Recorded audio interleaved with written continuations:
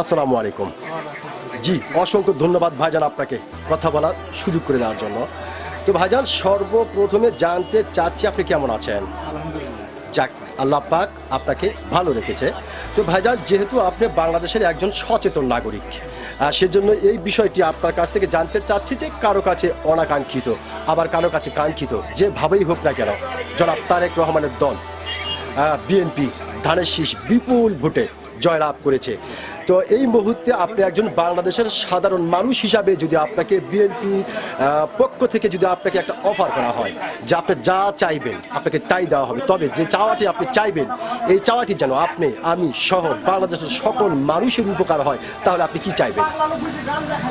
রাস্তাঘাট চাইবো, সরকারের কাছে আর কি চাওয়া আছে? জি জি জি, আমার এলাকাতে রাস্তাঘাট হয়নি, রাস্তাঘাট হলে আমাদের খুশি।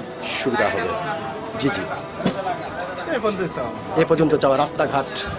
জি, অসংখ্য ধন্যবাদ আপনাকে। আপনি অত্যন্ত গুরুত্বপূর্ণ একটি বিষয়ে আলোচনা করেছেন, রাস্তাঘাটের কথা বলেছেন। এই বিষয়টি অত্যন্ত গুরুত্বপূর্ণ, কারণ কোনো এলাকার যদি রাস্তাঘাট ঠিক থাকে তাহলে সে এলাকা উন্নত হয়ে যায়।